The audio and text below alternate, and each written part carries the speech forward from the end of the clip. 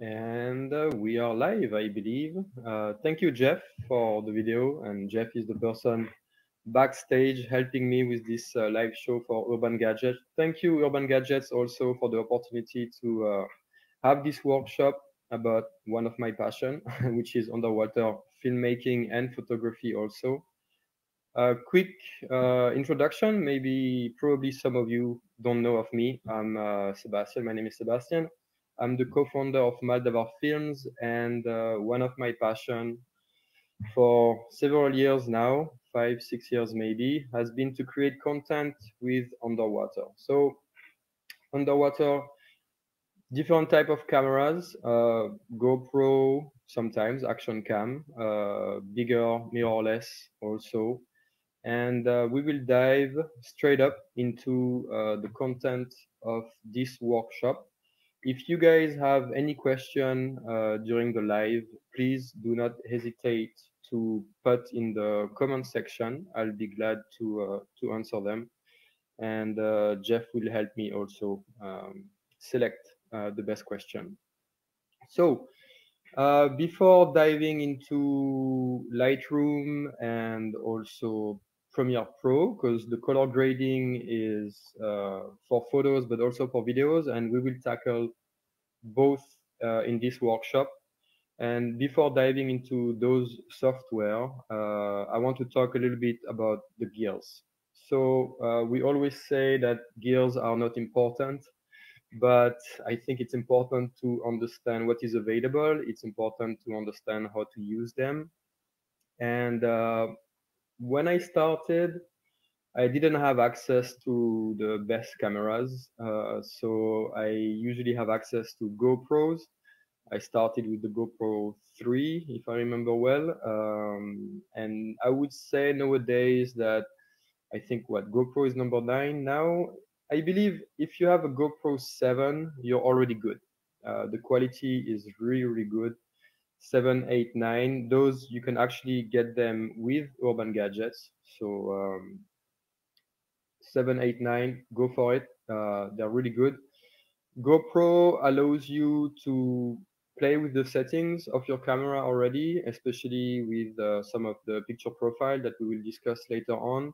It allows you also to have casing around it, so you can go deep, and at the same time, you also have access to red filters. And we will discuss about the red filters also a little bit later, because they can be useful when you're shooting underwater.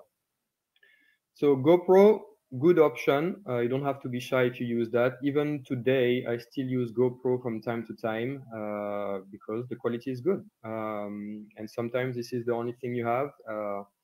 We like to say that the best camera is the one you have. So if it's GoPro, that's good. Now, mirrorless, there are some good options, of course, out there. And nowadays, the price of the underwater casing for mirrorless is some companies are dropping down the price also, so it's much more affordable than a few years ago. So if ever one day you realize that you reach the limit of your action cam, then you might want to start looking at it because there are some good options for that. Now, I'll just go back quickly to the GoPro. I was talking about the underwater case that they're selling. I would recommend when you go underwater to always use the case because even though GoPro is saying that their camera are okay to go underwater, the truth is if you go deeper than 5 meters, you're taking the risk to break your GoPro because the pressure of the water, there might be a leak, especially where the battery is. And I'm telling you that because of my experiences. I broke 2 GoPros like that. So every time you go underwater with the GoPro, I would suggest to get the case with it. So that's a quick introduction for the gears. If ever you guys have any question related to the gears, don't hesitate. Just send me a question. I'll be glad to answer. After the gears, we're gonna talk about the lenses. So what type of lenses are best for underwater? I would say it depends what you want to shoot. I don't shoot a lot of macro underwater.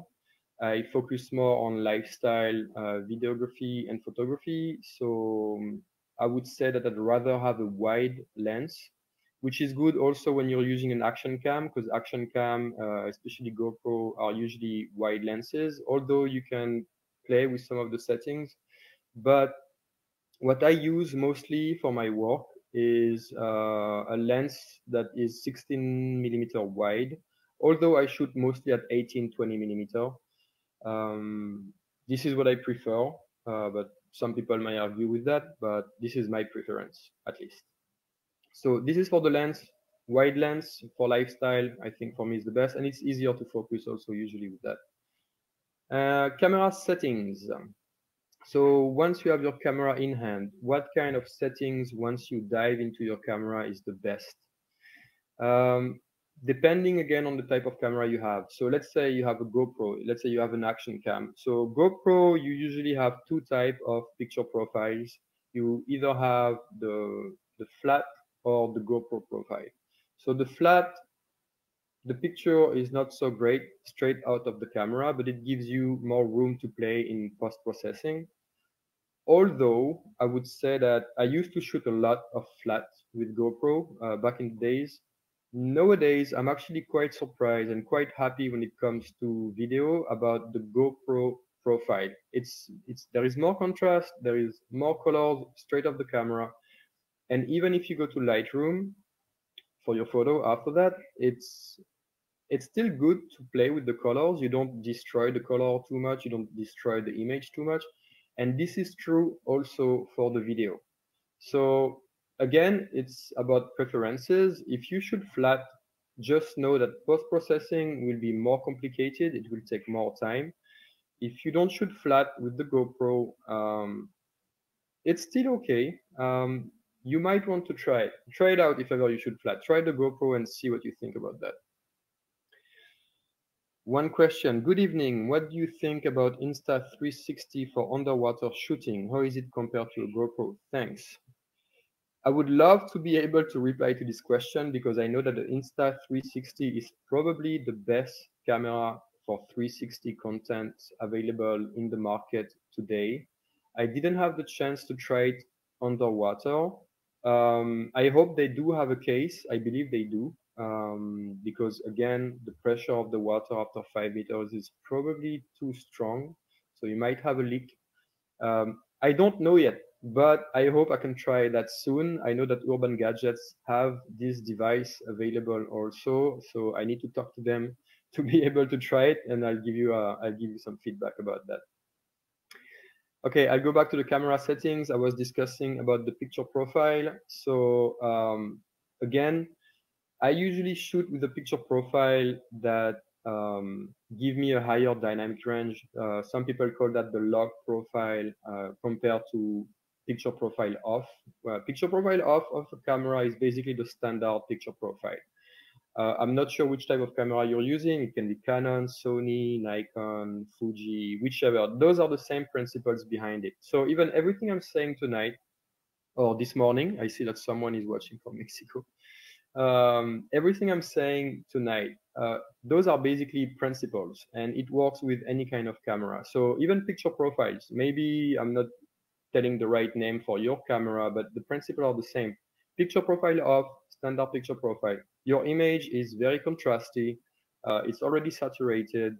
And basically you don't have a big dynamic range, which means that when you go to post-processing, you don't have much room to play with the colors and you might want to try to shoot with a flat picture profile. This is mostly true for videos. For photos, you might be able to be okay with the picture profile off.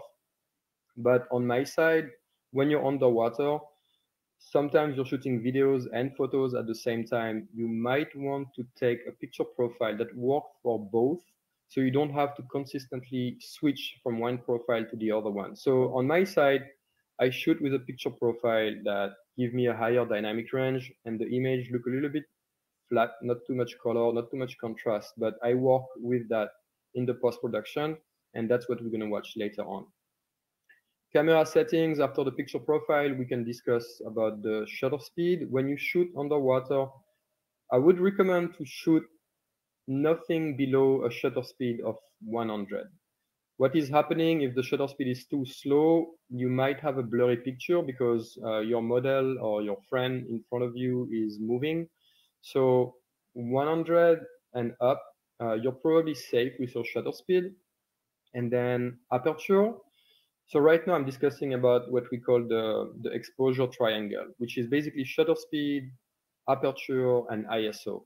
Those are the three elements that allow you to control light. So shutter speed to 100, aperture. When shooting underwater, I usually shoot at f4 or f5, but that might depend on your lens, which lens is available to you. For instance, I shoot with a lens that the smallest aperture is actually f4, so I don't have any choice on that. But the thing is, if you're shooting with an aperture f2, for instance, what might happen is that your camera might have a hard time to focus because when you're shooting underwater, there are more elements in between the model, what you're shooting, and the lens itself. So sometimes there might be some funky movement of your autofocus that is happening. I find it easier to shoot at f4 and f5. And then the third element of the exposure triangle is the ISO. So the ISO might actually depend on your camera. There are some cameras that have an ISO tolerance that is quite high, meaning that if you push your ISO high, like let's say 2000 or 5000, or I mean 6400, you might have too much noise and the quality of your image overall will deteriorate. So you might, it depends on your camera. You might be careful about the type of ISO that you're pushing. But I would say that until 1000 ISO, you're probably safe with any type of camera nowadays. And that, I think that's true also with the GoPro. You're fine with that. Okay, so that was for the camera settings. Is there any question related to settings or to the lens or to the gears? Let me check real quick if I have that. Okay, no comments at the moment. Allow me just 10 seconds to have a quick sip of my water. And now we're going to talk about the environment. So how do you control the environment when you are underwater? When and where to shoot? So this is an element that is super important. You might have the best gear, the best lens, the best camera. If the environment is not compliant, probably you're not going to have great pictures. So the first one, of course, would be the water quality or the water visibility. Some places you might have a lot of planktons around, so that's when the water becomes sometimes a little bit blurry. You don't really see what is in front of you, but you can see that there is some kind of a shade or something like that, like a white shade. It's probably because you have too many planktons around. Sometimes the water, even the color, sometimes the color is kind of green, not really blue. So if you have the opportunity to plan your shoot and you're like, okay, I want to have a maximum of content that is water related, you might want to pick your destination very carefully. And I believe that most of the people watching here are probably from the Philippines. We are extremely lucky with the number of options that we have in the country, and sometimes the water quality is just amazing. We will see later on with the images that I will use as example for the photo and the video. They've been shot in Coron. Coron have this lake that they call the Barracuda Lake, and the visibility in this lake is absolutely amazing. So this is a great help already to get great pictures underwater. Then, beside the water quality, I would say the time of the day. When do you shoot? So if it's not underwater, we usually like shooting during golden hour because the colors are better. Underwater is a little bit different. If you're shooting at golden hour during underwater shoot, what will happen is that probably you won't have enough light. So depending on the type of camera that you have, if you need to push your ISO too high, you're not going to end up with nice pictures. So I would say it's different compared to the usual shoot. You might want to shoot between 9 a.m. to 3 p.m. Because this is when the sun is hitting the water, not necessarily vertical like lunchtime, but you have enough light to get the colors coming out. So time of the day when shooting underwater, 10 a.m. until 3 p.m. around this time is often a good time. Then also controlling your environment when shooting underwater, the type of environment. You can have a reef, you can have sandy bottom, you can have deep blue where we don't even see the bottom.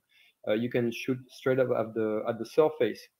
All that will have an impact on the type of light that you're gonna have. Like let's say if you have a sandy bottom that is only let's say like 5 meter down, the light will actually reflect on the sand.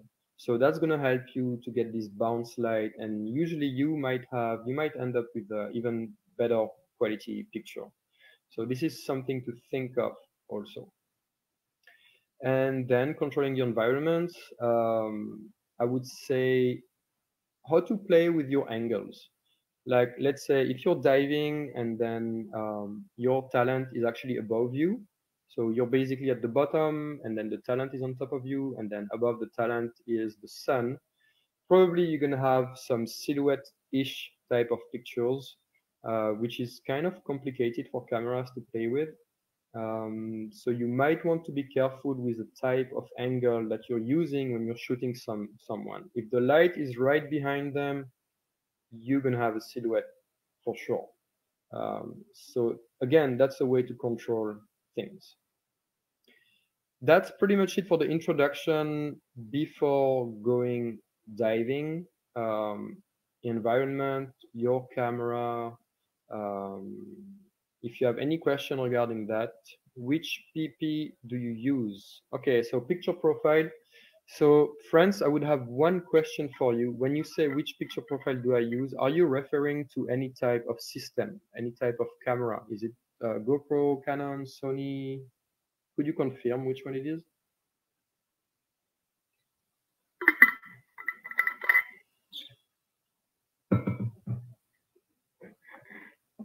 Okay, so the RX104 from Ruan. So I'm not very knowledgeable with Canon, to be honest with you. I'm using another system. I'm using mostly Sony.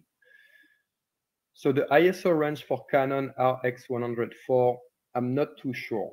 I don't want to say something wrong about it. So I believe that it's a pretty new camera. Everybody's saying it's a great camera. So I would say that 1600, you're probably safe. My advice for that would be go in the water and try them all and see how far you can go with your ISO until you have noise showing up. And that's going to be so RX104 is Digicam of Sony. Okay, sorry, so I made a mistake here. But I don't know also, I'm not using this one. So I'm not so sure. But the principles stay the same. If I don't, yeah, sorry about that. If I don't have the exact answer for that, the principles stay the same. It's basically test and see how far you can go with your camera. It's like a mistake and then you learn from it. This is the best way to do it when learning something, especially in the camera world. You just test and then you see what's up. Let me check if I have another comment. Yeah, the water in Batangas is clear, but too much jellyfish. Yes, that's an issue that happened to me actually a few weeks ago. I got stung by a jellyfish quite bad. So for that, actually, I would say it's quite simple to fix that. You need to get a suit, full complete suit. So even if the jellyfish are here and bothering you, you won't actually feel them. Now, this is true if you don't have too many of them, okay? If you have many of them, be careful, because if it starts touching your neck or anything like that, which is hard to protect, then yeah, that's a little bit complicated. But jellyfish, it's okay to go around it. So quite a few questions now about the PP. So the picture profile, just in case, because what I know is mostly GoPro and Sony. I talked about the GoPro already because the picture profile are kind of limited. You basically have flat or GoPro colors, and then after you can play with the white balance, of course, and these kind of things. I would say for GoPro, both are okay. depending on how much time you want to spend in post-processing. Now, talking about what I know, Sony, the picture profile I use is Cine 2. So Cine 2 is not a log profile. So this is not the highest dynamic range you would get from a log profile, but this is much higher than the PP off. And I think, I mean, at least for me, this is a sweet spot for my video work and my photo work also. It's not the best for video, but if I shoot log and I start shooting photos also, then the photos is kind of complicated. So I find a middle ground. Like there is no perfect picture profile, there is no perfect camera. It's kind of like finding the middle ground for the type of work that you're doing or what you're expecting basically. What would you be the best gear to start? Would GoPro or Insta360 be okay? I started with GoPro. I would recommend to start with GoPro because it's so simple to start with those. You don't have to play with the settings too much. It's more about being comfortable in the water. Something I was discussing with other people asking me, okay, what are your tips and advice when you start shooting underwater? I would say be comfortable swimming. This is probably the most important thing. If you're comfortable swimming, it means that you don't have to think anymore about all the motion that is going around when swimming and going down and everything. And you can solely focus on your camera settings. Because if you're diving, especially if you're free diving, it means that you don't spend so much time underwater. Maybe, let's say maybe 1 minute. It means that you have the time to go down and the light will change a lot between being at the surface and being 5 meter deep or even 10 meter deep, something like that. So you will have to be quick to adjust your settings all the time. That's true if you work with manual settings. After a while, you will probably work with manual settings. So if you don't have to think about, okay, how do I swim now? What do I have to do and these kind of things? You can solely focus on your camera and be comfortable swimming first. Yes. If you don't have a camera that is too complicated to use, like the GoPro, the automatic settings is already great. I think this is the best way to start, especially with the burst mode. Uh, don't hesitate using the burst mode. I think when I shoot underwater with the GoPro, the mode that I use the most is probably the burst mode. Uh, for the main reason to use the burst mode, even though you might lose tiny bit in quality, but that's fine. The main reason is that when you shoot someone underwater, their position is is sometimes awkward. So you don't really know exactly when the position will be perfect and the light will be hitting them perfectly. So if the burst mode in 6 seconds you're shooting 30 photos, there is probably more chance for you to have a couple of those photos that are nice. Because if you shoot only one and then you just go back in the surface and look at it and you're like, oh crap, we need to do it again. Burst mode is the key, but that's true also for even the classic camera. Continuous shooting, fast shooting is probably the way to go. Is there another question about the gears? Yeah, so you were referring about the 6600. So yeah, I discussed about the Sony picture profile. Cine 2 for me, but honestly, it's a preference. Okay, I will go. This is before diving, like knowing a little bit your cameras and these kind of things. I will go now into production. So I'm gonna give you some tips when you're shooting underwater. Scuba diving versus free diving. Which one is the best to get the best content? I would say I mostly shoot when doing free diving. There are pros and cons for both, of course. When doing free diving, the pros is the freedom that you have. You don't have all your gears on you. You can move easily. Uh, I find it a little bit easier. Now, if you want to do macro photography or macro videography, it's very hard doing that in free diving. Uh, I think mostly if you want to do macro, you need to do scuba diving. Why? Because you have the time to settle, you have the time to find your subject, Sometimes your subject might be a very tiny fish that, is a little bit scared, so you need to stay in position for quite a while before the fish get used to you. So yeah, scuba diving is much better for macro, definitely. And also, what is happening with freediving when you're shooting with friends, like let's say you're going to Koran, you're going to the lake or whichever places, and you're with your friend and you want to communicate with them, saying, "Hey, let's try this situation now. Let's try that situation." If you're scuba diving for 30 minutes to 1 hour, you can't really communicate.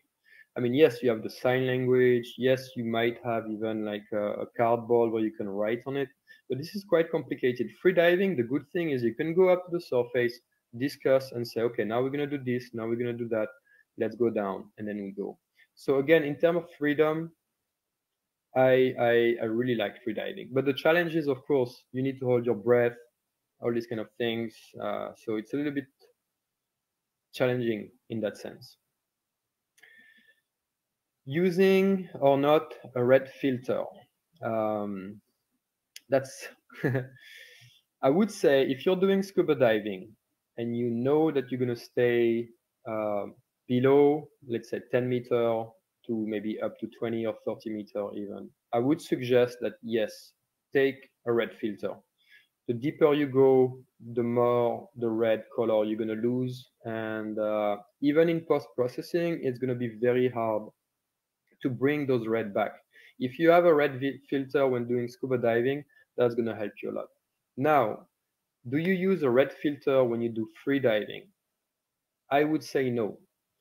Don't do it. Why? Because let's say you're a good swimmer and you can stay maybe 1 minute underwater. Free diving means that you're going to stay 1 minute, probably between 0 to, let's say, 15 meters. The difference of colors, the difference of red that you're losing in this range going from 0 to 15 is huge. You would want to have a red filter when you're at 15 meter deep, but you don't want a red filter when you're at 2 or 3 meter deep. So the versatility of not having the red filter when you're doing free diving, I would say is better. Because if you shoot with red filter at less than 5 meter, your photo will be all red. And yes, you can fix that a little bit in post, but it's a little bit harder. So I would say red filter only for scuba diving, not for free diving. But again, this is a rule of thumb. When shooting, video now. What kind of frame rate? What kind of frame rate do you use when shooting underwater? Again, this is a preference, but I shoot at 60 FPS. I shoot at 60 FPS. Why? Because when I edit at 24 FPS, which gives me the possibility to slow down my clips without losing any quality. That being said, some people could say, then why not shoot at 120 FPS? You can slow it down even further if your camera allow it. And a GoPro, for instance, would allow you to do that. The issue nowadays with the 120 FPS is that usually you lose a lot of quality in your image. So I would recommend not to shoot that. And also what is happening, slow motion helps you stabilize your shot. So that's great. So that's why you want to usually add some slow motion when you edit. But things happening underwater are usually not so fast. So shooting 120 FPS, I don't really think it's useful because what is happening in front of you is usually not that fast. You don't need to slow it down that fast. But again, that might depend sometimes. Question, what happens if I run out of air? That's no good. Safety first. So this is something that I always say when I'm on a shoot and I shoot underwater. It's always safety first. A photo is not worth risking your life. Never. And that's true underwater, and that's true on top of the water also. So what I do, for instance, I feel confident that I can stay underwater quite a long time. I never push it to the limit. Never. I never do that. I always keep a buffer, and I'm like, okay, now I don't feel I feel coming the end of the air, so I'm gonna go up at that time. But I don't wait too long. I don't push it. I never push it. I never take the risk to be in a bad spot when diving.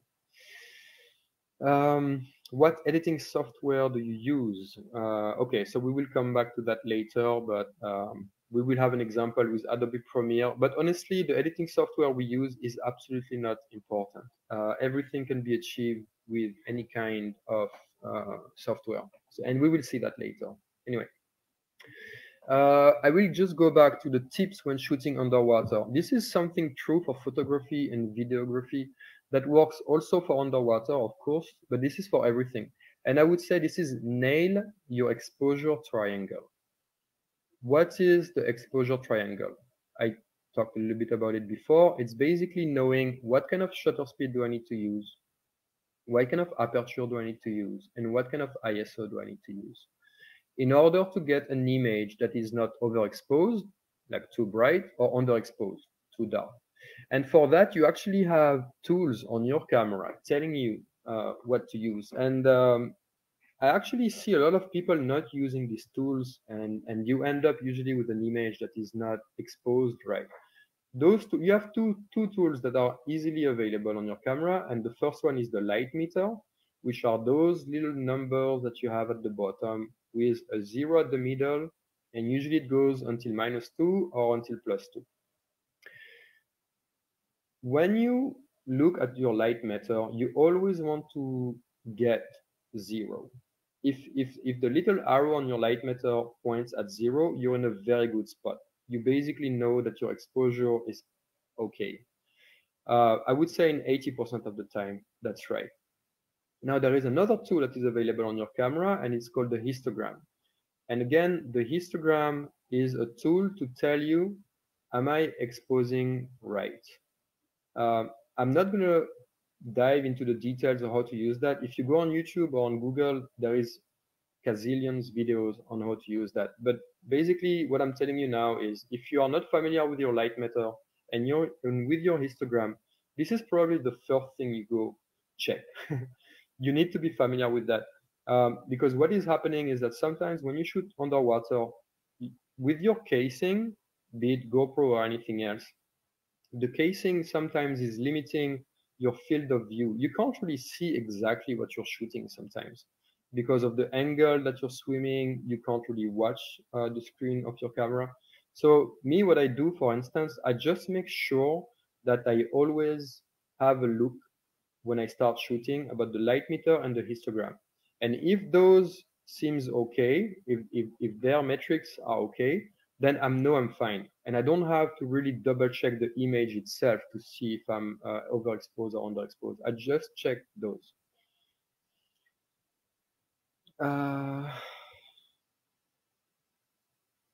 There is a question. I'm not too sure about that. Okay. Tips when shooting underwater. The next one would be adding weight. Do you need to use weight when shooting underwater? I would say after a while, when you're comfortable swimming underwater, yes, add weight. Because one of the issue when you're shooting, especially when you're free diving, but this is true also when you're doing scuba diving actually, one of the issue is the buoyancy. You start shooting back up as soon as you don't swim down anymore. So that's one of the problems. So it's very useful to have one of those belts and add some weight. So at least you don't shoot back up too fast and you don't end up having videos that are basically always like going up or going down. Sometimes you can actually stay in position and take more time without swimming, but just like kind of like floating deep down and kind of framing your shot. It's so much more easier. And then sometimes people are asking me about split photos. So this is when you see above water or below water. Those are a little bit more challenging because you need uh, additional gear, which is basically a dome. Like let's say you're using a GoPro, and it might be true also for the Insta 360. The lens being so small, it's very hard to have the line of the surface right on the good position to kind of like have the below and above. So you need a dome. A dome will make your life so much more easier. Uh, it's true with mirrorless. I found it quite complicated with the GoPro. Why? Because once you have the dome and you put your GoPro in the dome, it's actually hard to look at the screen of the GoPro and you don't really know about your framing. So you're just using the burst mode and kind of like hoping for the best that you're framing, but you don't really see what you're doing. So I always had a hard time to have a split photo using a GoPro. Now, if one of you guys have a tip regarding that for me to improve my above under photo game using GoPro, I'd love to know about that. And then also something for the dome, a tip that I will give you. What is happening when you use a dome uh, and you're in the water? When you go above water with your dome, sometimes you have droplets on your dome, and those droplets basically make your image blurry on the parts of those droplets. So what is important is to have something to be able to clean your dome when you decide to do that. And something very nice, I'm going to plug another brand here. Something very nice that you can use. It's available in, it's not a diving shop, it's a swimming shop, Speedo, the brand Speedo. They sell those, how do you call that? It's kind of like I would call that a wet towel. It's a towel that never really gets dry, but it's a very special fabric. It's always moist, so you can bring it in the water with you. You just take it out of your pocket, let's say, bring it outside of the water, squeeze it, and when you squeeze it, all the water goes out, and then you can use that to actually wipe your dome and remove all the droplets that you might have. This is actually quite an important tip because most of the time, if you don't have that, you end up with droplets, and you can't. I mean, it's very hard to fix that in post after that. Is there any question? Because it's almost the end of the tips when shooting underwater. We will go to editing photos with Lightroom in a few minutes now. So do we have other thing? Do you still check white balance when freediving or just doing in post? Very good question. Yes and no. Yes, I do initially. Like I go in the water and I kind of check like, okay, what is the water color in there? Like you can really tell like, okay, it's more on the greenish side or cyan, or no, it's quite blue here or something like that. So I usually use the auto. I don't use the manual white balance. I use the auto.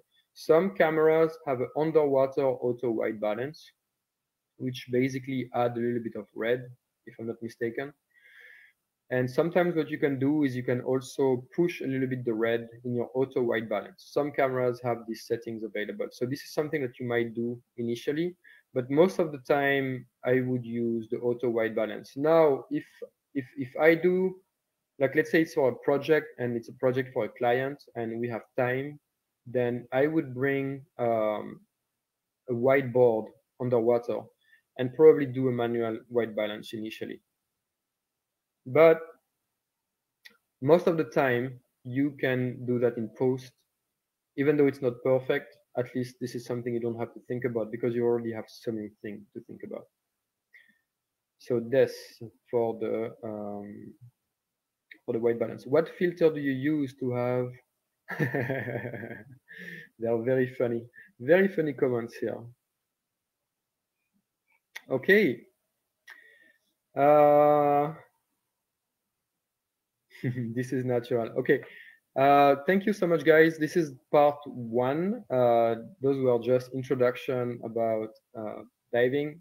We will go to Lightroom in a minute. So Jeff, I think you can start the video showcasing some before, after photos that we took underwater to see the difference. And especially with photos, the difference can be quite staggering. So Jeff, anytime.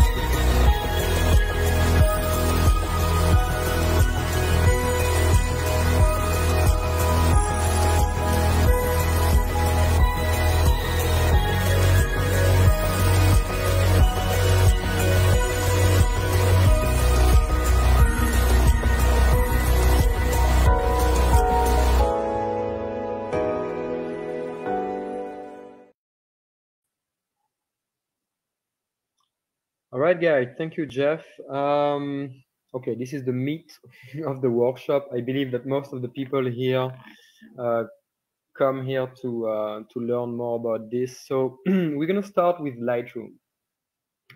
This is the raw picture that I have, and this is the before. And I will switch to, if it works, of course.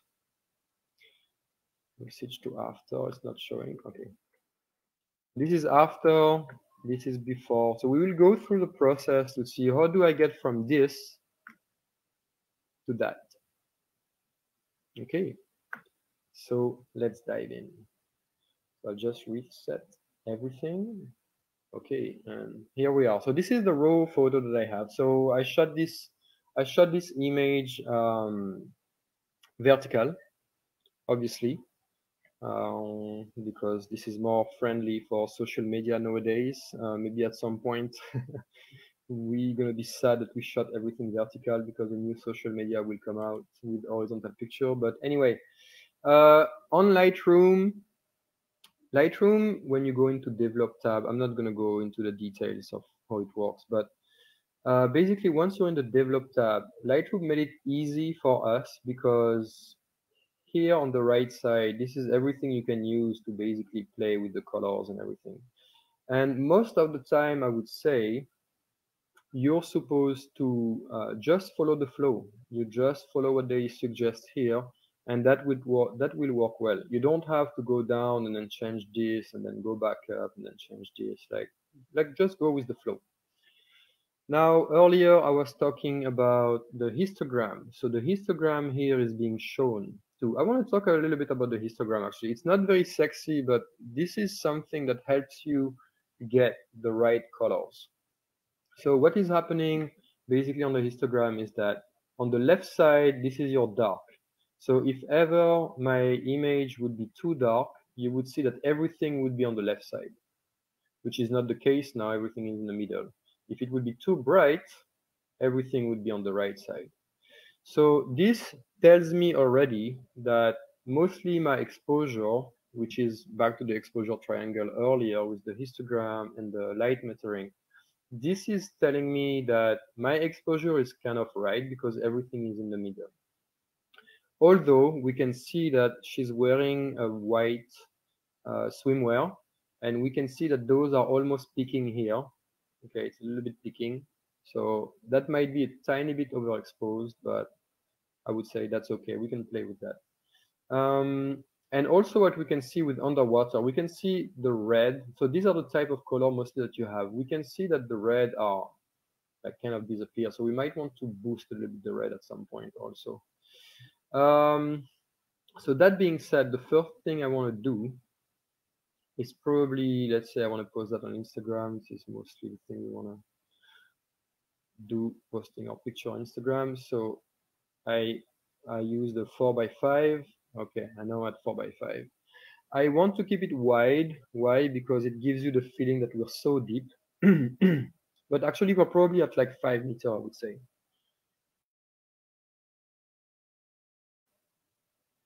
So I will start with the white balance. So let's say I'm trying to get here all the colors, maybe more or less at the same spot. So if I do this, try to see what is happening here. That's too yellow, too greenish. I'm trying to see where is the sweet spot. Where do I think this is okay? And I don't like that too much. I don't want it too green actually. So let's say this is something that you can play with later on again, but you can like start with that and see where are we. Probably somewhere around here. Might be okay with something like that. Okay, then we'll see that later again if we want to change it a little bit more. Okay, the style that I'm going to give to this image, it's very personal, meaning that once you start color grading images, it's always kind of like, what is your preferences? On my side, for instance, I like when it's kind of like dark and moody. So probably what I'm going to do straight off the bat, I'm going to drop down the exposure, and straight off, it's much more moody now. So I like that. And then also, initially, we could see that she was probably a little bit overexposed. So that kind of like fixed this issue of being overexposed. Now the color seems much better on her. And I can like keep playing with those and see what is happening, especially now that I changed it. So I kind of like this. Okay, I'm gonna play with that now. All right, so I'm done with the exposure. I'm gonna be boosting a little bit the contrast here. See, okay, everything is coming to life now. So the contrast, what is happening is that it boosts the difference between the dark and the light. So let's say it's kind of hard to see here. It's going to be much more obvious on the video tutorial that I'm going to show you after, actually, how the contrast expand the dark and expand the white. And then you can go into more details here. So highlight, do I want to boost a little bit my highlights? Do I want to, I think I want to boost them a little bit. I can see it's more or less on this part. The highlights are mostly here. And I want to boost them a little bit. So I add more contrast also between the shadow and the highlight. And then shadow a little bit down. So if I go to the max, the shadow doesn't change that much actually. So I'm going to probably leaving here, and then white. Do I want to move a little bit with the white? Not so much. And then the black, maybe a little bit, maybe something like that. Not too bad. All right, so this is already just using the first one here. This is after, before, after. This is already a huge difference. I mean, we are in such a much better place already here. Okay. Then you have what they call presence. So presence is if your image is a little bit blurry, or it's kind of like the thing is, when you play with your image and when you start changing the colors and when you start changing the contrast and everything, what is happening is that you're losing sometimes details, and this is the presence here. So you might want to sharpen sometimes, but you might want to use those tools also. I'm gonna boost them to really see the difference. So clarity, this is nothing, and this is boosted. You can see that we have all these details that are coming to life. And then if you go the other way around, this is kind of blurry now. Again, there is no right and wrong. I know people who like boosting the clarity. I know people who loves bringing it down, and some people don't want to touch it actually. I'm not going to touch it yet. And then texture has a little bit of the same effect, except that when you boost the texture compared to the clarity, your image is becoming a little bit brighter when you do that. Texture, it doesn't necessarily boost your light, but it gives a little bit more shape to the edges.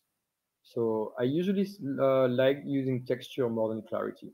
And then dehaze is also something playing with the light. So let's see what it does. If you push it to the max, it becomes a little bit darker actually. It kind of like remove the haze that you can have in some of your photos. If you go to the left and see everything disappear, actually, it adds some haze. So you don't want that. So dehaze can be useful for this photo a little bit. So it's not too hazy, and it adds a little bit of contrast. Okay, so we are there. Now, the next one is the curve. So the curve usually is very important when you do color grading. The curve somehow, it's kind of the same elements that you have here, meaning that you can play with your highlight and your shadows. Basically, the bottom of the curve is how you're going to play with your black, with your dark side. So if I move this one to the right, then everything becomes dark. And then if I move this one to the left, everything that is dark is kind of like becoming light. So you might want to play with that. And it's exactly the same with the opposite, right? So now if I pick this one, I'm just going to play with my light, and my light will become darker. Or if I go to the left side, my light will become brighter. Okay. Most of the time, what is happening here is that you don't really touch the extremities. You actually, what you want to try to do most of the time is kind of like bring the dark down a little bit and bring the light up a little bit. So your image becomes much more contrasty. What is happening here when you do this which we call a S curve because it looks like a S. I'm going to remove it here because basically what it does, it's kind of the same that we did here.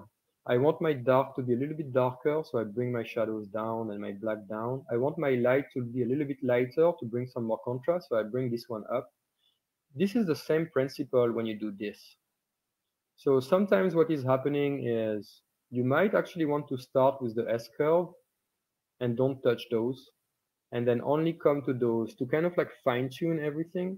So that could be an option for you also. There is no one way to do it right, to be honest. And then one last detail that I would like to give about this curve here.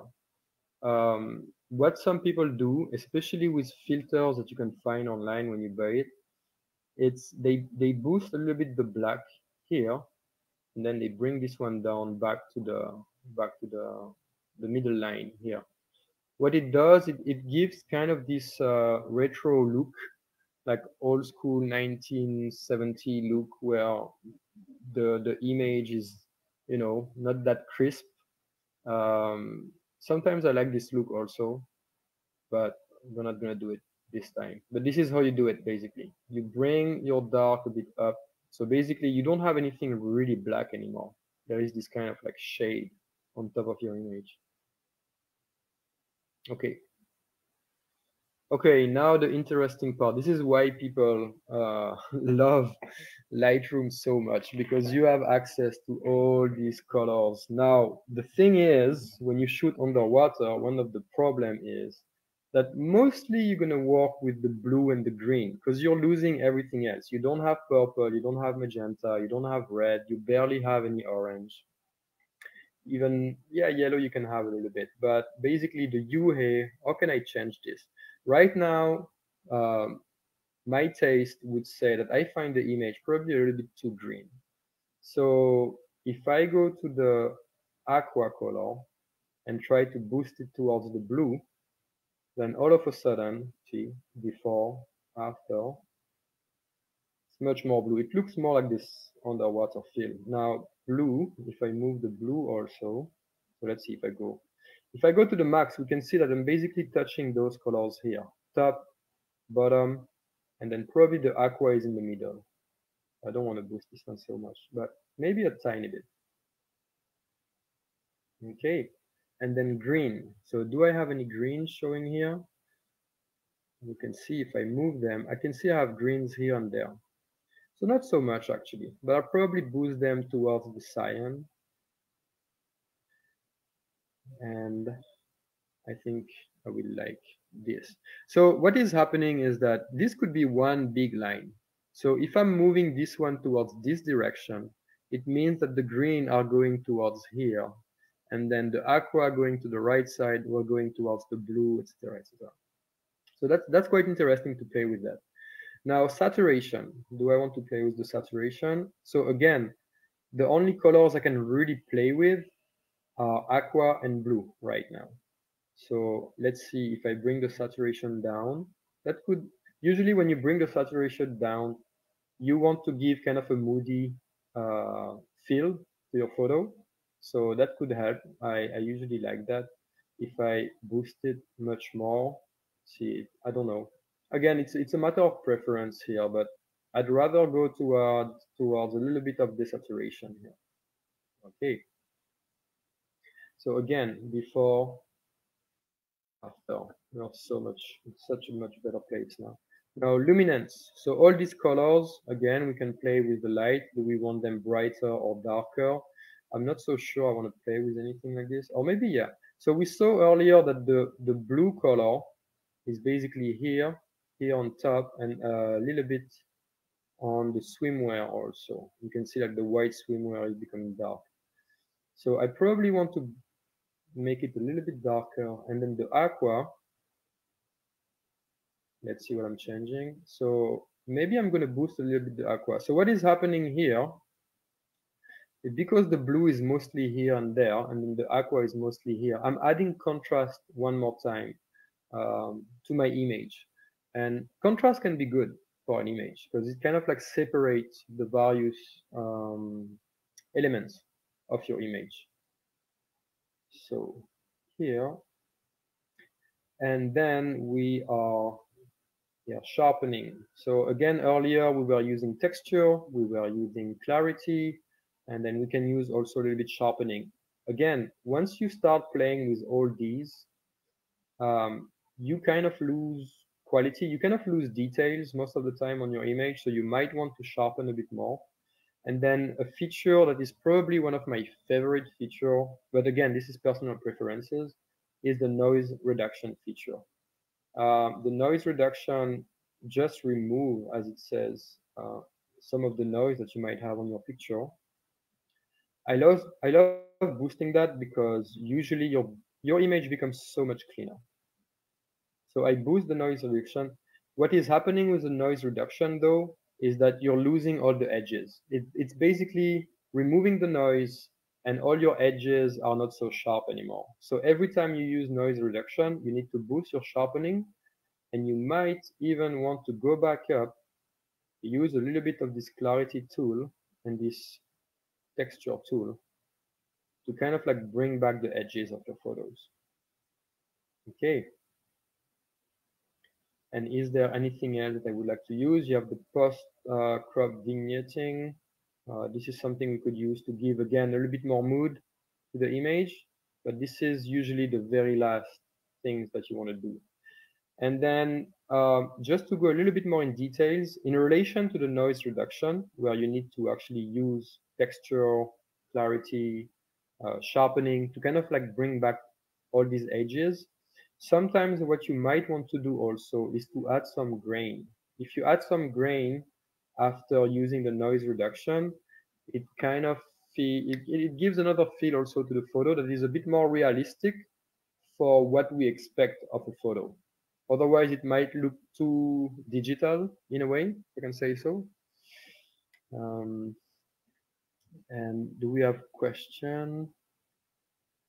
What's your point of view on using presets, LUTs for underwater photos and videos? I will be totally honest with you. I love them. I love presets. I love LUTs when dealing with underwater photos and videos because it makes my life easier. Now the thing is, you might have bad quality presets and LUTs out there, so you need to be careful about that because sometimes it actually destroys the quality of your image, and it's kind of hard to play with. But that being said, there is no perfect presets and there is no perfect LUTs also, especially when it comes to underwater. You always need to tweak a little bit your image even after applying the presets or the LUTs. I know, for instance, like, I think, can you see? Yeah, you can see. I have 41 underwater presets and LUTs available for different type of scenario. And some of them don't work at all with this image, but then some of them just might. So that's why when I usually share presets, I try to share a maximum of presets possible. So in all the different type of situation and different type of lights and color that you have underwater, um, one might work compared to another one. Do you sell presets? Yes, we have presets available on the company that I have, which is maldavarfilms.com. It's available there. We have presets and lots for videos also. But the thing is, on my side, those are presets and LUTs that I create myself. So it means that the process that I'm showing you now is basically the process I go through to create those presets and those LUTs. So at least I have the freedom to go back, and if I don't find anything I like, or if I need to tweak a little bit more, then I can still create it myself. But most of the time, I would start with a preset or LUTs as a starting point, just to gain time. Okay, so we're pretty much done with this part, which is almost everything that Lightroom is giving you for the basics. So let's check the difference before, after. Okay, before, after. So I think we can all agree that it's so much better now. Now the thing is, what I'm going to give you now is the real difference maker. The real difference maker, what is it? This is the skin tone. Any photo, any video, what you want to have is to get the skin tone right. Right now, we can see that our model, she still look green. If the model has a skin tone that is more on the orange side, she will look so much better. So the question is, how do you do that? And we're going to spend the next 5 to 10 minutes to show you how to bring back the skin tone on a photo. And it's so much more easy to do it on a photo than on a video. So give me 2 minutes and I will show you that.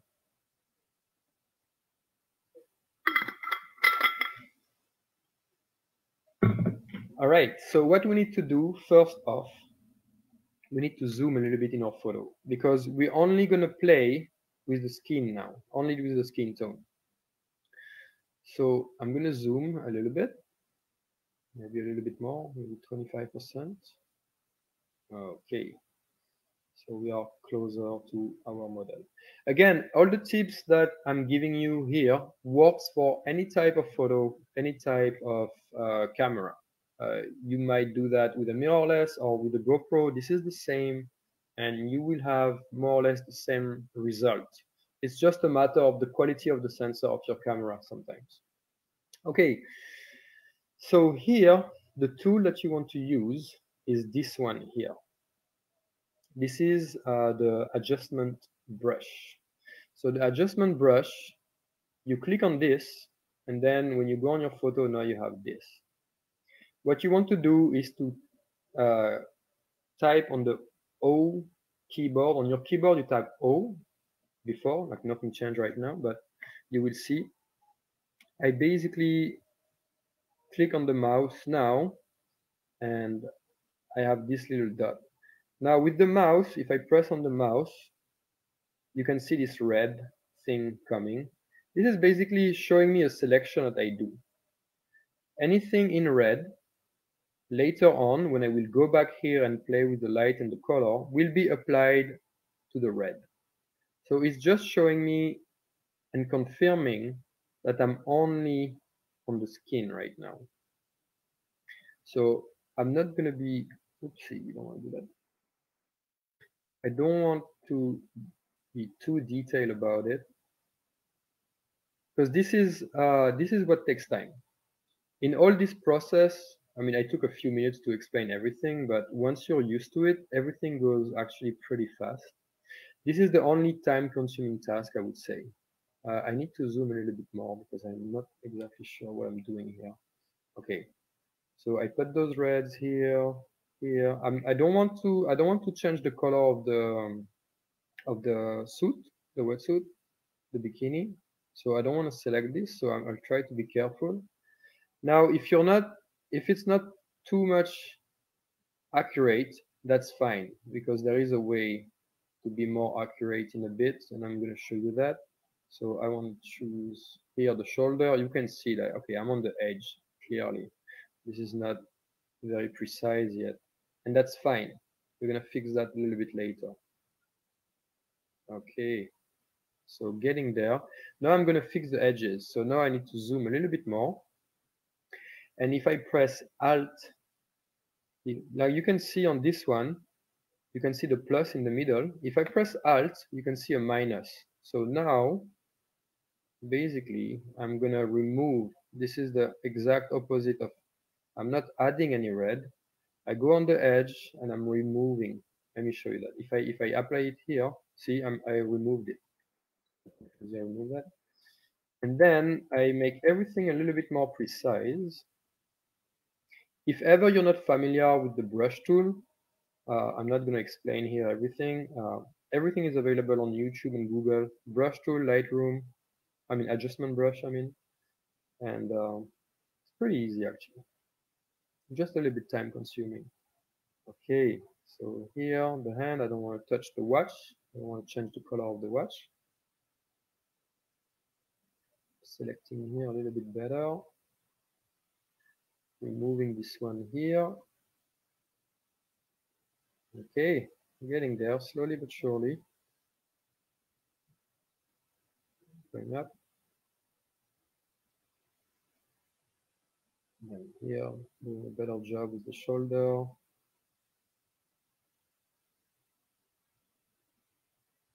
Okay, more or less. All right, almost there. Let me just drink real quick.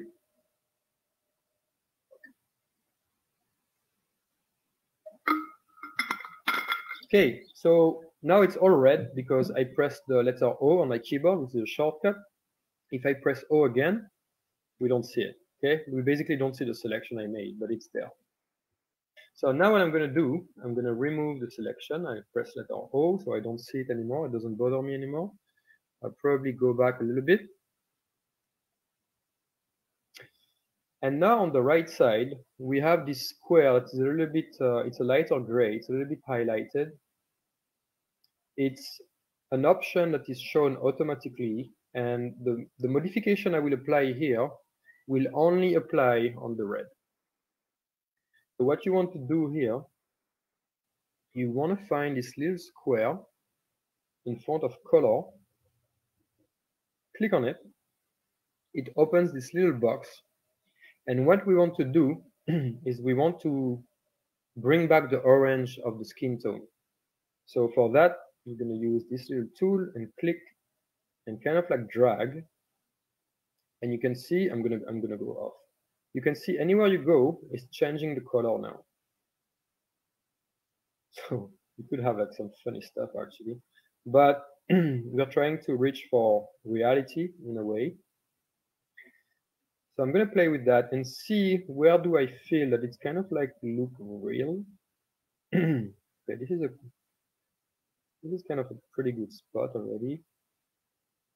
It's still a little bit greenish to my taste. So what I want to do, once you pick your color, so I basically chose skin tone color.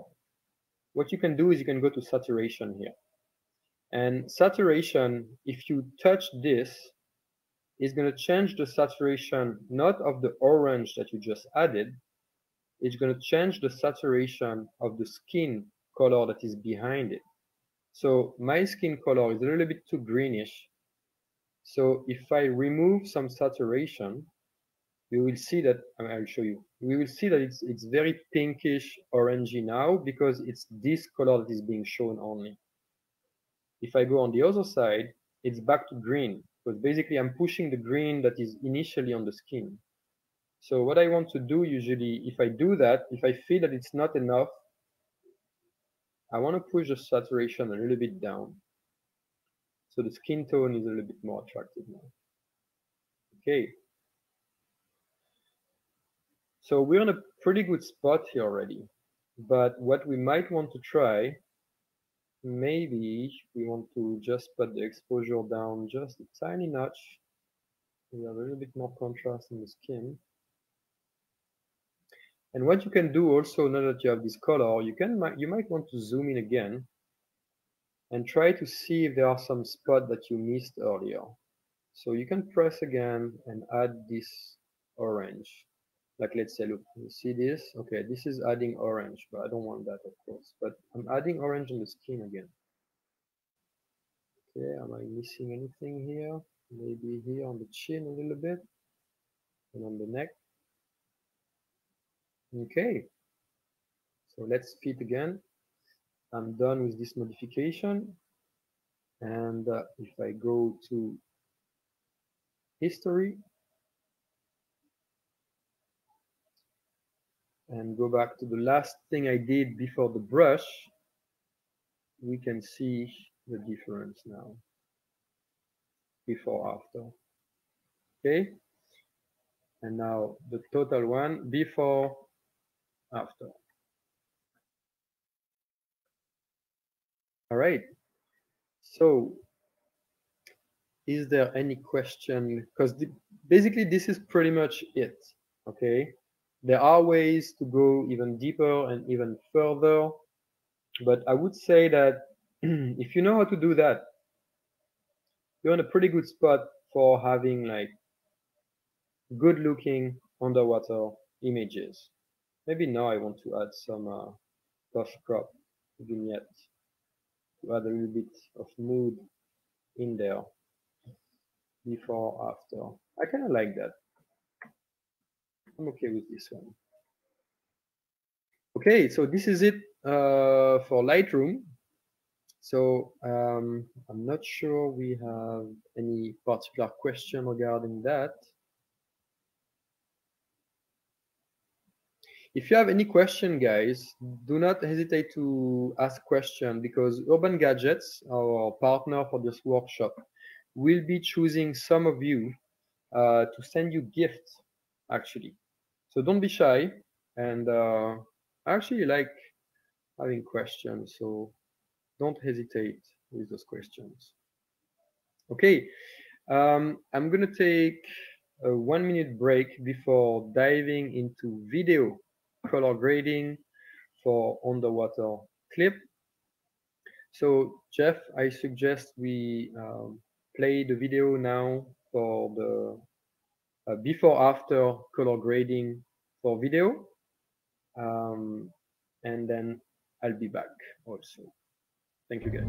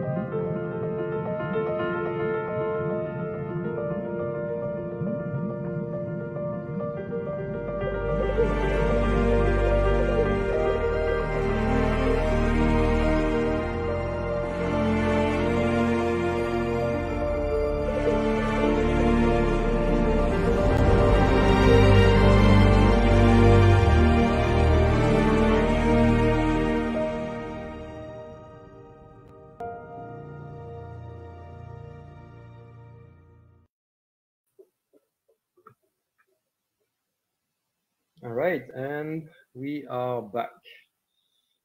So one of the question could be, is it easier to color grade video, or is it easier to color grade photos?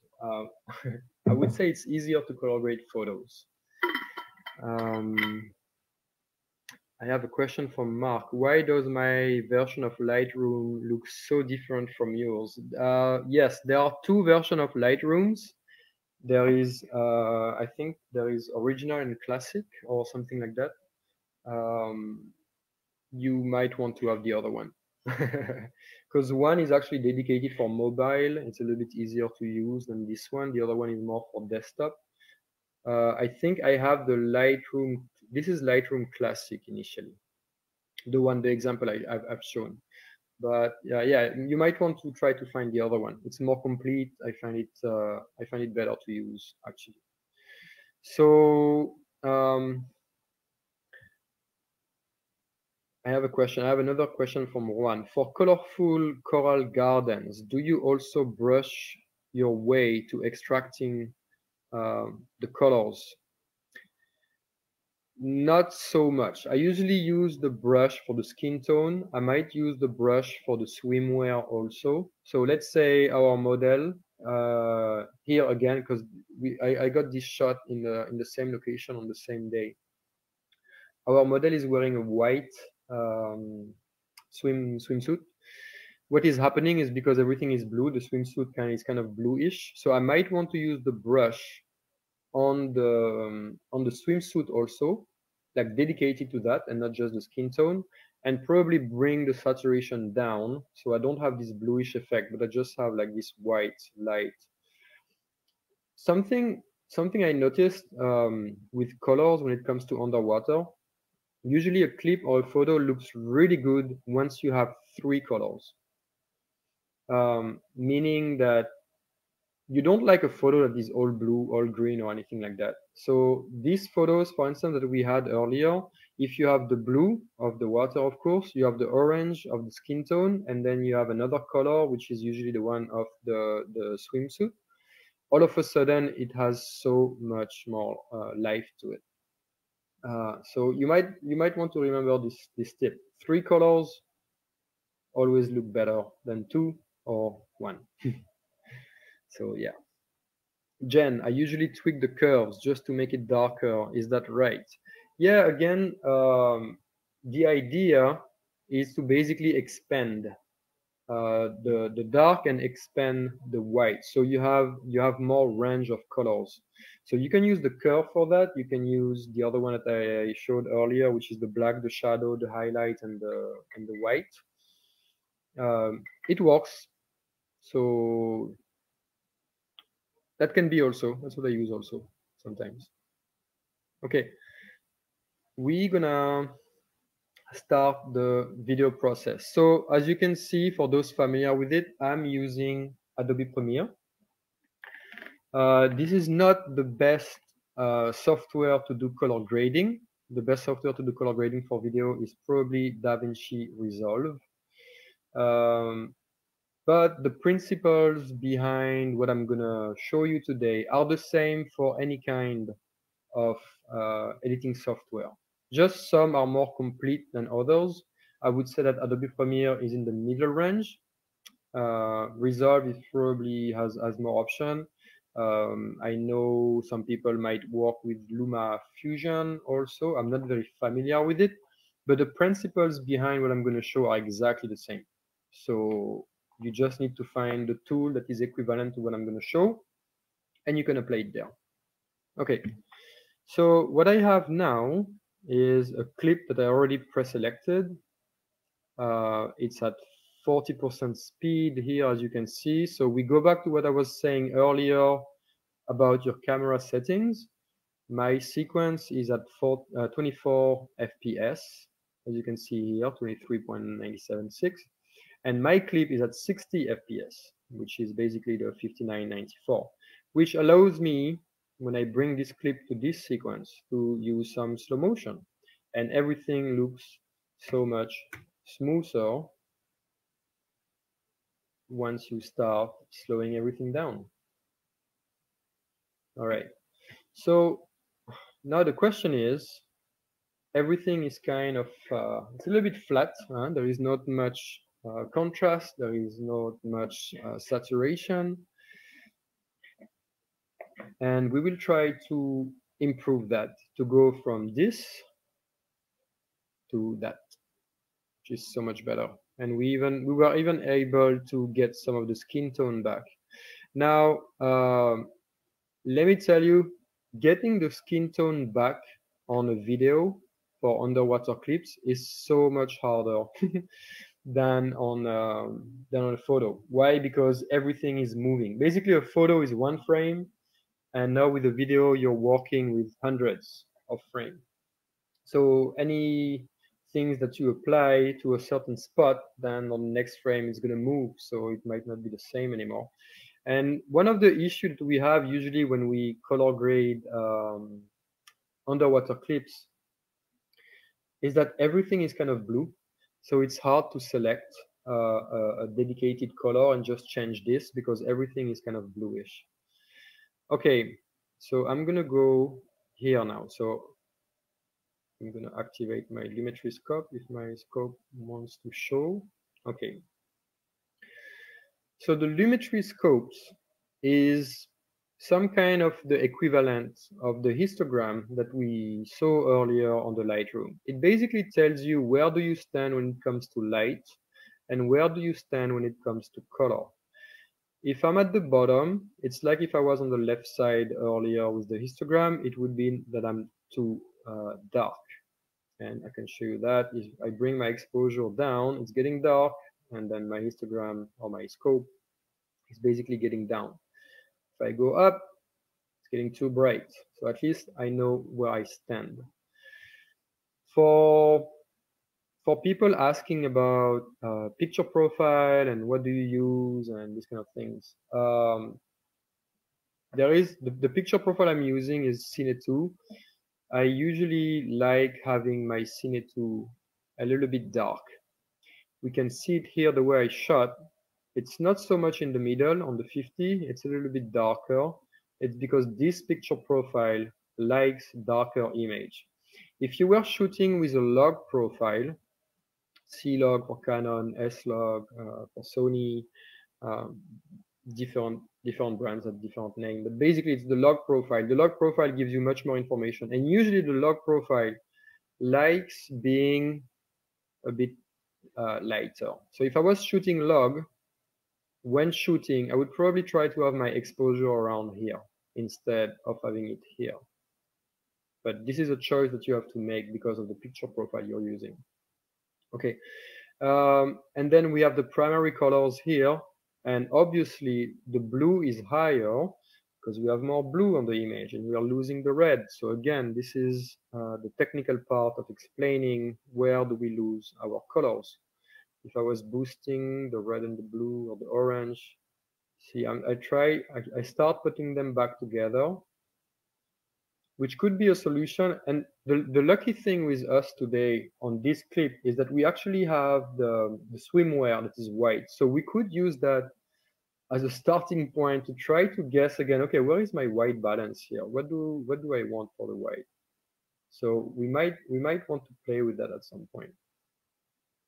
Now, one of the questions that I had earlier, do I like using presets? Do I like using LUTs? Yes, I do. One of the LUTs that we have available, for instance, I have several underwater LUTs that I created that, again, are available on the Maldavar Films page if ever you want to know more about them. But I could use a LUT, let's say the Naiad desaturated, and then boom, straight up, without any LUT, with the LUT. So that could be, again, that could be a starting point. This is probably a little bit too strong. So if I wanted to play with the intensity of the LUT, I could probably play with this and then use that as a starting point and then go later on the different color correction tools that are available here to kind of play with that. But I don't want to show you anything with LUT because I want to show you how do you get to a good point without having any LUTs.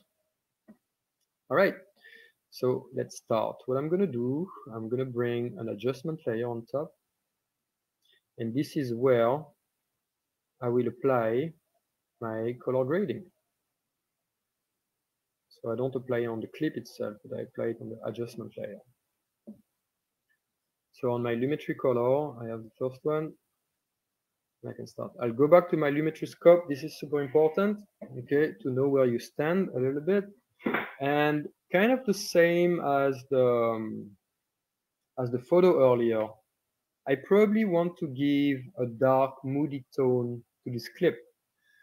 So I will apply the same principles, which is basically, as you can see, by the way, this is the same order as earlier. You have your temperature, your tint, your exposure, and everything, and then you would have your curve right after. So it kind of follows the same approach.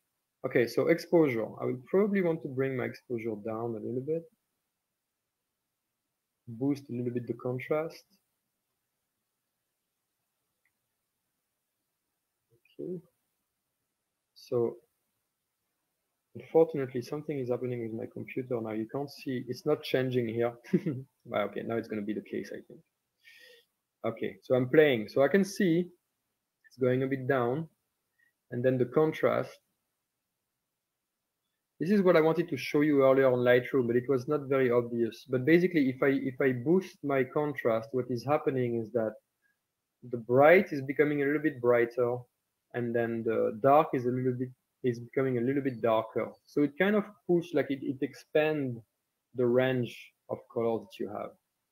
But at the same time, you can see it here, it kind of destroys the quality of your image also. So you need to be careful when using those.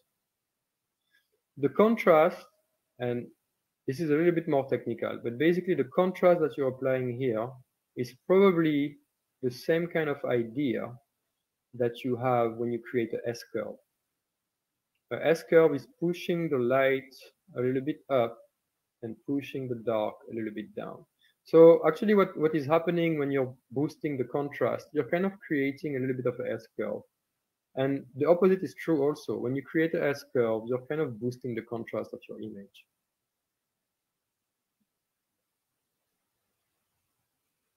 Okay, but I don't want to play with that just yet.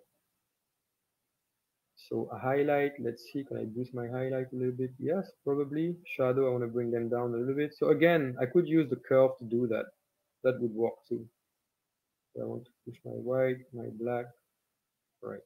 Now let's see the difference before, after. A little bit more moody. Now, again, when it comes to video, don't expect the difference between your starting point and your final point to be as staggering, I would say, with a photo. Because a photo, you're basically working with millions of pixels, depending on the camera that you're using, of course. But the more pixels you have, the more resolution you have, the easier it is to color grade usually. On videos, you don't have as many pixels. So your room to change the colors without losing too much quality is usually much smaller. Now, do I want to play with this a little bit? Maybe. Why not? Okay, I kind of like this cyan field I start getting here. Okay. Now I'm done with basically the first level, which is the basic correction, which is basically exposure, contrast, highlight. Again, if it would be another software, you would have access to these kind of things also. They're the same. Okay, then I go to creatives. So again, I said I don't want to use a lot. I'm not going to use a lot. And I will probably boost a little bit the sharpening. Because again, same as before, once you start playing with the color, usually your image starts falling apart a little bit. So it can be useful sometimes to boost a bit the sharpening again. And then vibrance and saturation. Let's see what this does. Here, if I boost a little bit, I think the saturation is giving me something nice to work with. Okay.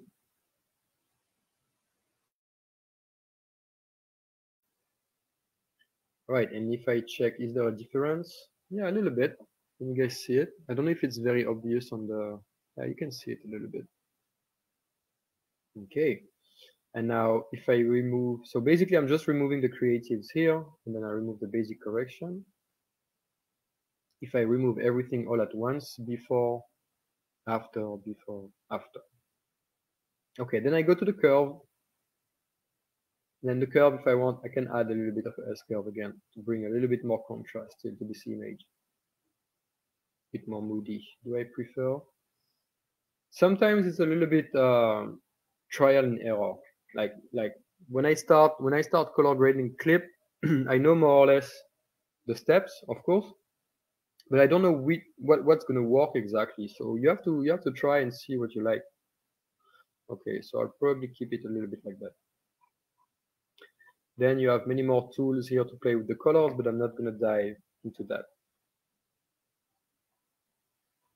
Okay, so I'm going to keep it short and brief. This is the before, this is the after, and we have the same issue as earlier. The skin tone. The skin tone for me still looks off. And again, it's much more difficult to actually apply the color grading on the skin only because she's moving.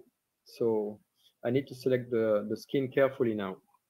So what I'm going to do I'm going to go to this tool here, which is HSL secondary. So depending on the software that you're using, it's probably have a different name. But what this tool basically allows you to do is to select a particular color and only apply the changes on this color. The challenge that we're facing again is that everything is kind of blue here, bluish. So the challenge will be to select only this part, only the skin tone. So what I'm going to do for that, I'm going to add another. For those who are on Premiere, I'm just going to show you real quick, okay? The Lumetri color that you're adding here, they're available here too. So if I remove this one, that's the same, right? So now I'm adding a Lumetri color that will be dedicated to the skin tone. So I'll go back here, make sure that my second is selected, HSL secondary. And what I want is I want to select the skin tone. Usually the skin tone are yellow or red, orange. They are somewhere here. But because we're underwater, they are nowhere here. So I'm gonna move that and try to select as much color as I can to see where and when the skin will start to appear. So let me show you this. What is happening here, anything that is in white gray, you're not going to change the color of that.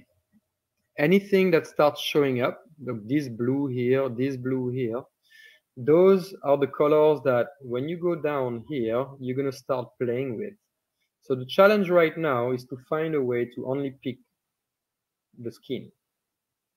And I'm basically using the Hue saturation and the light to kind of select the skin only. So on the Hue, I'm selecting any color that is inside the gray here. So I'm basically leaving out the super blue. I'm not picking up the blue here. But I need to be careful because I want to catch the skin. Okay. So I'm catching the skin, but I'm catching everything else here. I don't like that. So I need to try to see if I can refine that a little bit more. So I'll go to the saturation now. Let's see what happens here. So here it's a bit gray, it's not saturated. Here it's kind of orange, very saturated. So if I move that here, I'm basically removing this part. I'm removing anything that is not saturated.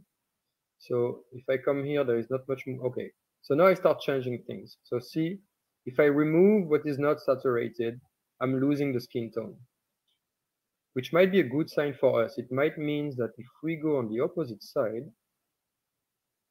and remove anything that is really saturated, then I start removing parts that I don't want to see.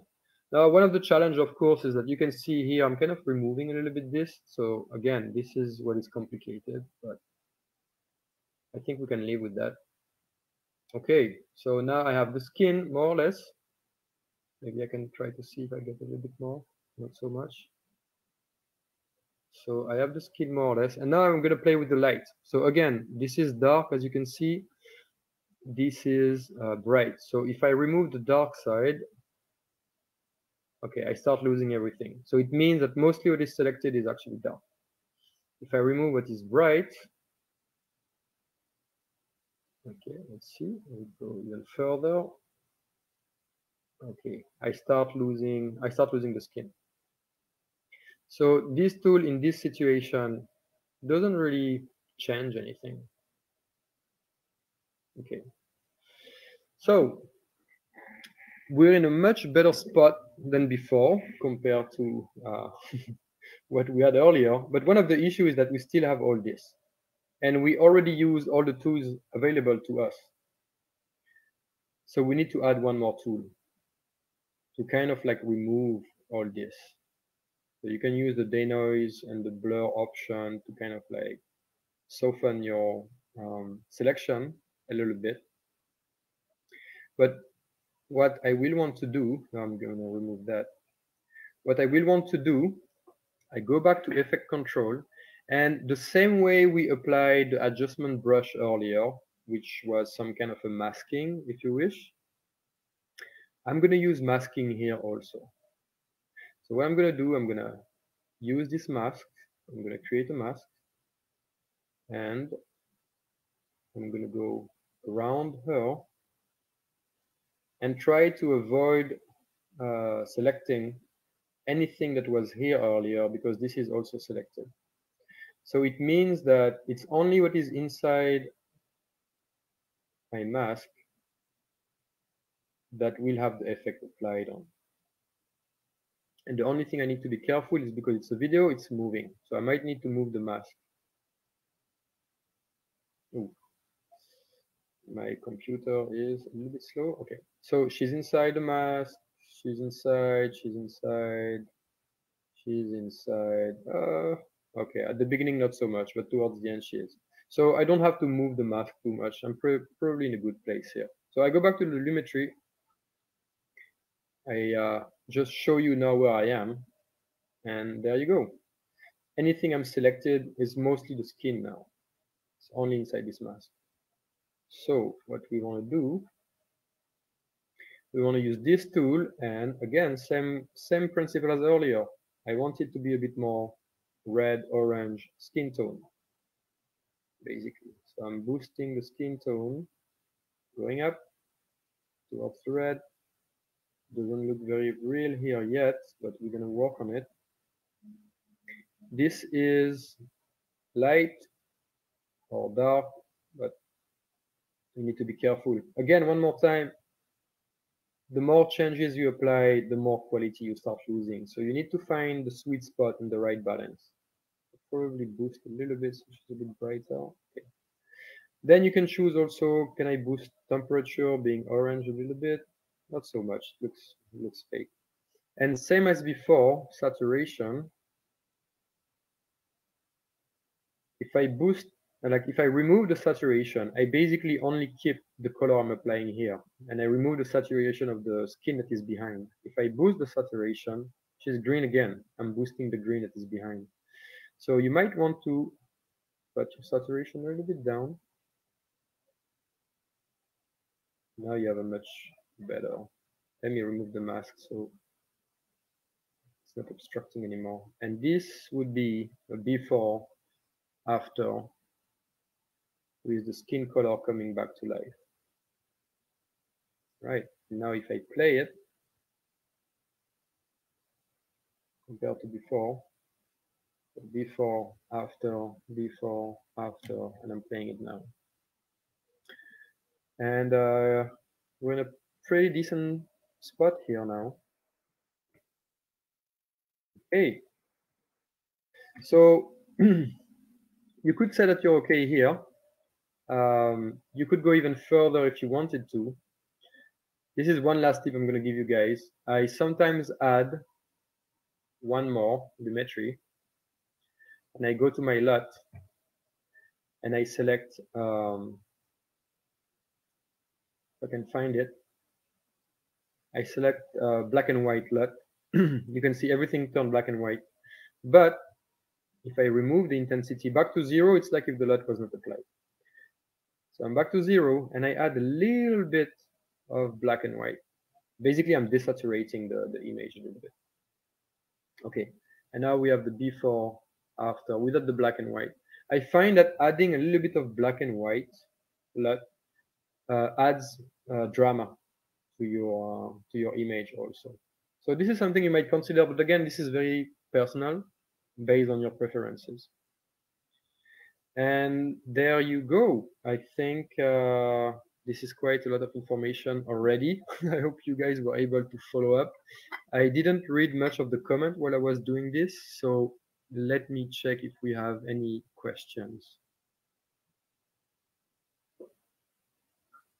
Any tips on editing over, under?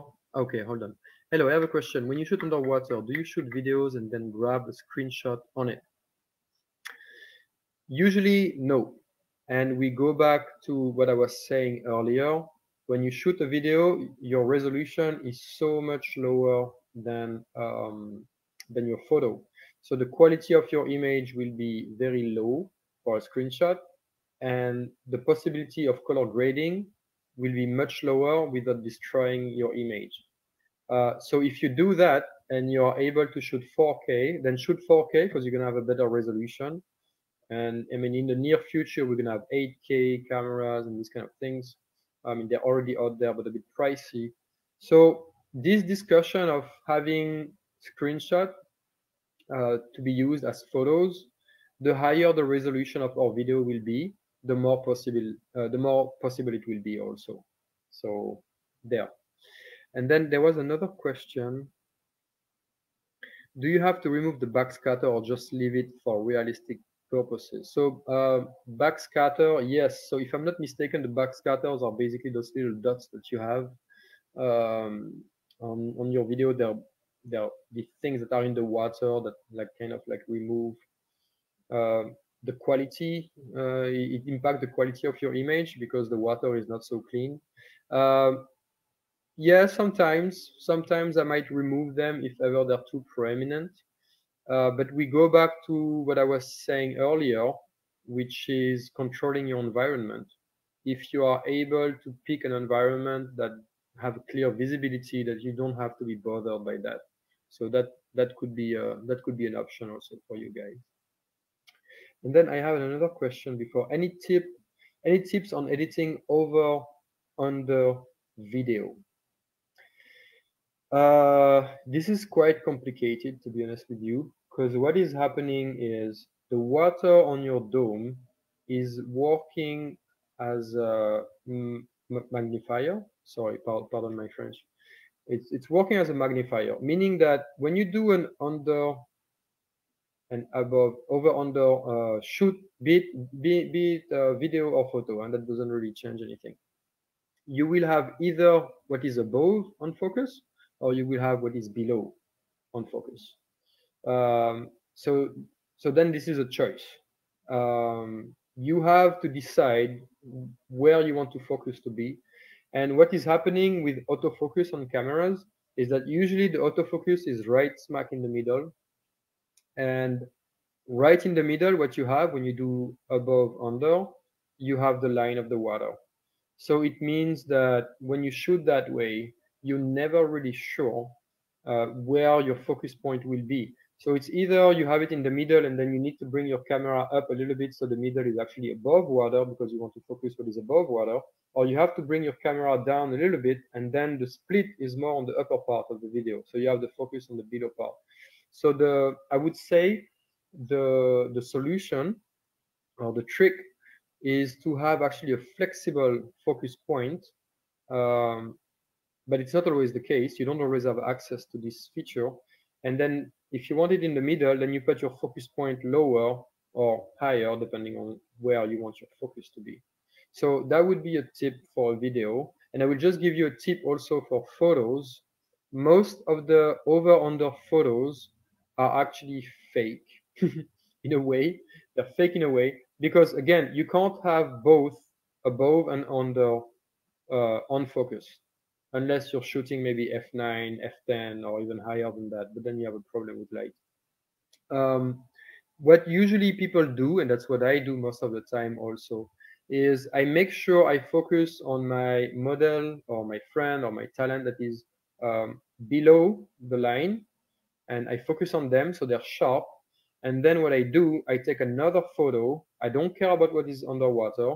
I just care about having a clear line of the water and then focus on what is on top. And then when I go to Photoshop, or I mean Lightroom first and then Photoshop, I basically do a collage and I put both sharp parts together. And it helps me to have everything sharp. So some people are saying that it's kind of cheating. I would say, I would argue that, to be honest with you. I would just say that we have a limitation with those cameras that we can't have everything on focus at the same time because of the magnification effect of the water. So we are just fixing that in a way in post. So yeah. Do we have any other question? Thank you. You're very welcome, guys. My pleasure. I don't know if we have any other question moving forward. It's almost 9 p.m. now. I'm just going back up just to make sure. And then do I have any other comment here? No. Okay. That's great. Well, I want to thank you, all of you guys. if you're still here at the end, that was quite technical and probably a little bit slow. I'm sorry about that, but there were a lot of things to be said about that. Thank you for coming. Thank you for joining. Thank you, Urban Gadgets, for giving me the opportunity to host this workshop. Um, if you guys want to have more details about action cam or any accessories to help you shoot your content, Urban Gadget is a good starting point to start discussing with people who are specialists for this kind of accessories and cameras and materials, so they can really help you with that.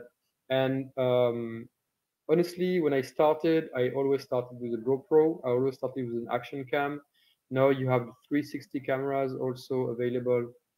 They are great. There is no bad camera out there anymore. 2021, honestly, there are so many good options out there. And even up until today, I still shoot with action cam sometimes, and I love the result. And people probably won't know it's an action cam, like you don't really know sometimes when it's a phone that is actually shooting the content. So there you go. There you have it. Thank you so much, guys. Have a nice weekend. And if you have any question, you can DM me on Instagram, Facebook. And if you guys want to know more about the presets and the LUTs, Maldavar Films, look on the website. They're somewhere there and they're available. Thank you very much. Bye bye, everyone.